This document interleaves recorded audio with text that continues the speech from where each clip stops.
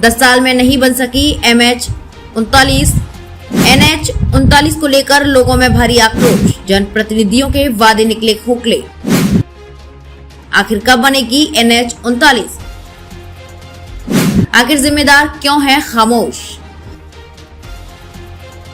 10 सालों में नहीं बन सकी NH 39, प्रवीण सिंह चौहान समर्थकों के साथ बैठन से सीधी तक करेंगे पैदल यात्रा। मध्य प्रदेश के सीधी सिंगरौली जिले को जोड़ने वाली NH 39 सड़क पिछले 10 सालों से बन रही है, लेकिन अभी तक नहीं बन सकी। लिहाजा NH 39 पर आए दिन बड़ी दुर्घटनाएं होती रहती हैं। इस दुर्घटनाओं में कई लोगों ने अपनी जान गंवाई है, लेकिन ऐसा प्रतीत हो रहा है कि सत्ता के सरकार को जैसे कोई असर ही नहीं पड़ रहा है।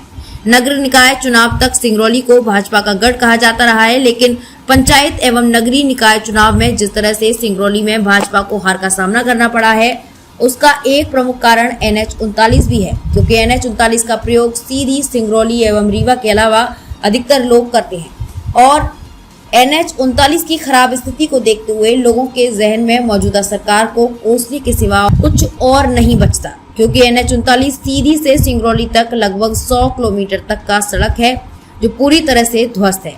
लगातार मौजूदा सरकार ने जनता से इस रोड को बनाने के लिए कई वादे किए, लेकिन टेंडर होते रहे, संविदाकार कंपनी बदलती रही, लेकिन इसके बाद भी पिछले 10 सालों में ये सड़क नहीं बन सका, जो दुर्भाग्यपूर्ण है। संविदाकार बदलते रहे, लेकिन NH 39 रहा अपूर्ण।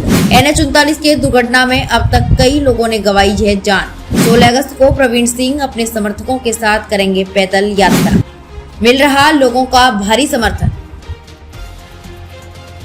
NH 39 का काम कई बार अलग अलग संविदाकारों को मिला, लेकिन कोई भी संविदाकार कंपनी उक्त कार्य को पूरा नहीं कर सकी।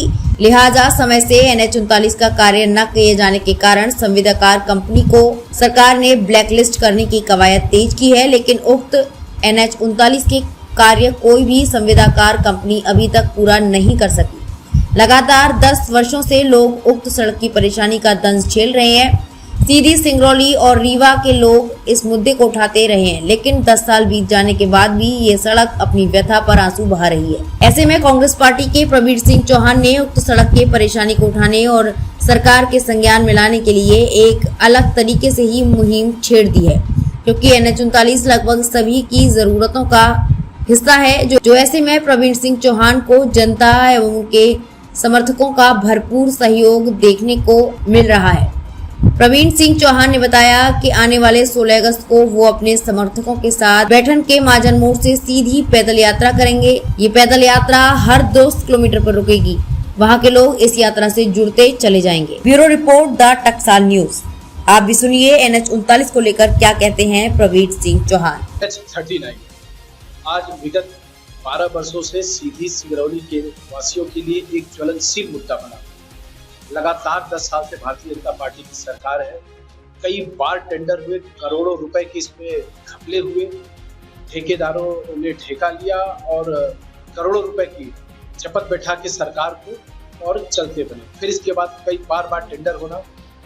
भारतीय जनता पार्टी के जो नेता हैं, हमारे जो सांसद महोदय हैं, उनका बार भूमि पूजन, कभी वर्चुअल रैली तो कभी वर्चुअल मीटिंग, इस प्रकार की बातों से सीधी सिंगरौली की जनता त्रस्त हो चुकी। हम युवा साथियों ने ये सोच रखी कि अब इस भारतीय जनता पार्टी की सरकार को, इनके मंत्री और प्रधानमंत्री को वर्चुअल नहीं एक्चुअल तस्वीर हम दिखाना चाहते हैं NH 39 का।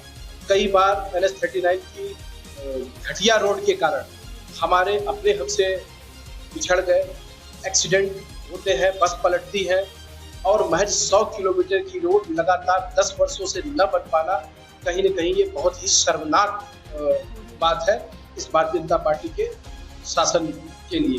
कई बार नितिन गडकरी जी का आश्वासन, कई बार सांसद जी की तस्वीरें, अन्य नेताओं की तस्वीरें, अजय प्रताप सिंह जी की तस्वीरें, मुख्यमंत्री जी की जो फोटो आती है कि हमने चर्चा किया और ले देकर के बात वही की वही रह जाती है।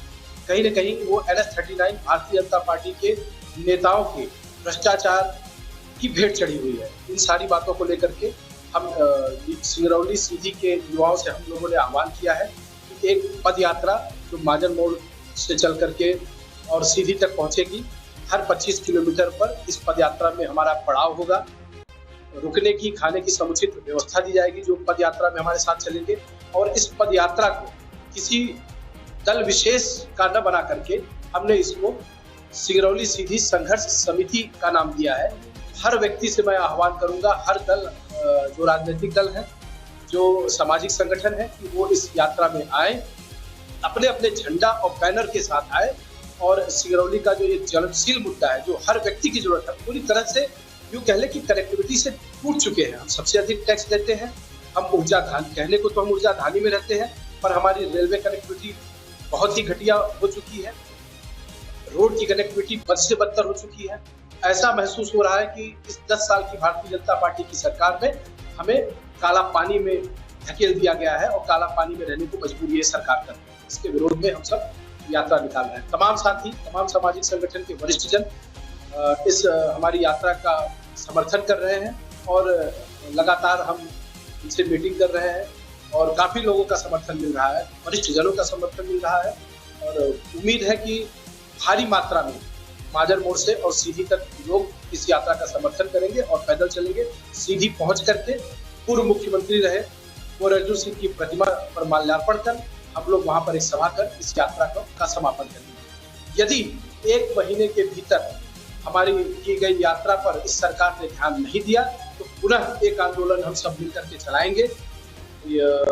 सीधी और सिंगरौली के लोगों से आह्वान कर दिल्ली में जंतर मंतर पर भी हमारा धरना देने का प्रोग्राम आगे रहेगा।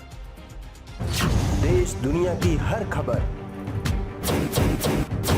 द टकसाल न्यूज सीधे आपके फोन पर।